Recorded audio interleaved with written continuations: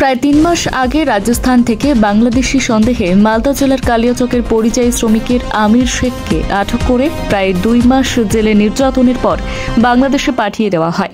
অথচ তার কাছে ছিল সমস্ত বৈধ ভারতীয় নথিপত্র, এমনকি তার বাড়িতে স্বাধীনতার আগে দলিলও সংরক্ষিত রয়েছে।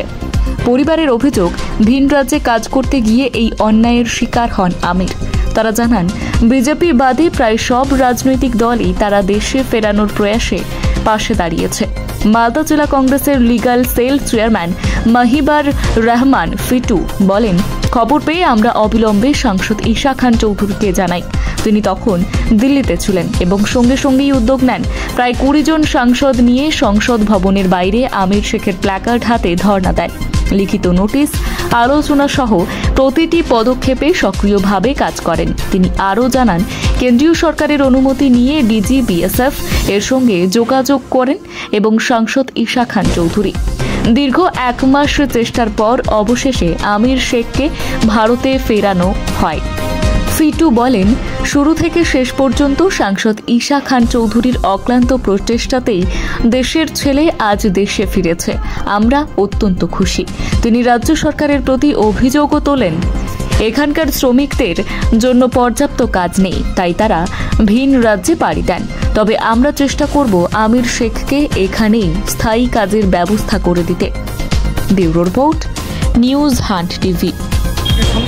পার্লামেন্টের বাইরে এটা নিয়ে ধর্ণা দিয়েছে এবং বারবার বলেছে আমিরকে ফিরিয়ে আনতে হবে। কীভাবে প্রেশার ক্রিয়েট করে যে সমস্ত এমপিকে নিয়ে করা হয়েছিল, আমাদের আসামের এমপিরাও ছিল, সব এমপি ছিল।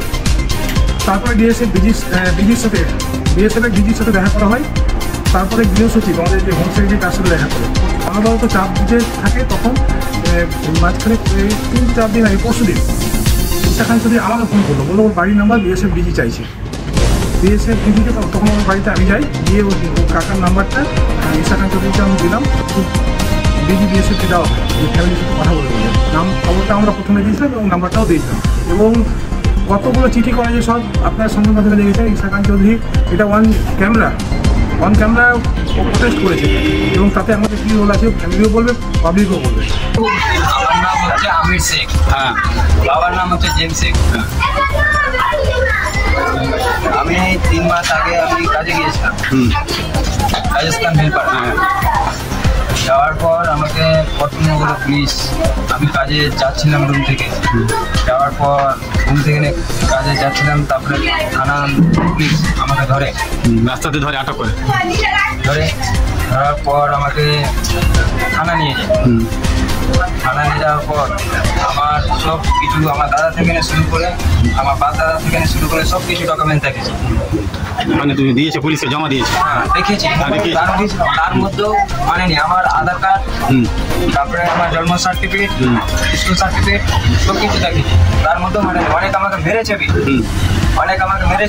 অত্যাচারও করেছে, অত্যাচার হয়েছে, অনেক আমার উপরে অত্যাচার হয়েছে। 3 দিন ধরে আমাকে ওখানে থানাতে রেখেছিল।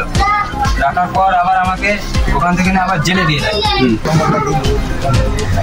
আমার পরে ওখানে এসে আমাকে কল যে আপনার ছেলেকে আপনি নিয়ে যান, আপনারা মিডিয়া বলবেন না, চুপচাপে নিয়ে যান, মামার বাড়ি হোক বা নানার বাড়ি হোক, চুপচাপে রেখে দিবেন। মামলাটা যখন ঠান্ডা হয়ে যাবে তখন তাকে বের করবে।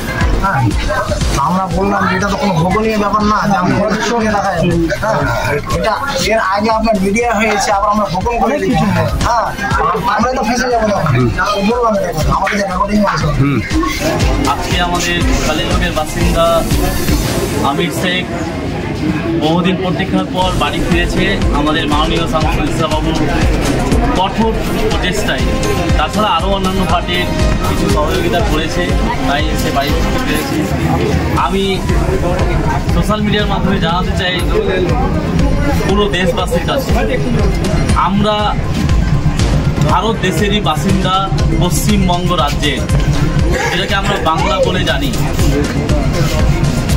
জানি না আমাদের দেশে বিজেপি কি টাইপের মানে ন্যারেটিভ তৈরি করতে চাইছে যে আমাদের বাংলা বললেই নাকি আমরা বাংলাদেশি। আমি তাদেরকে বলতে চাই যে এই দেশে স্বাধীনতার প্রথম বিদ্রোহ শুরু হয়েছিল আমাদের এই বাংলা থেকে।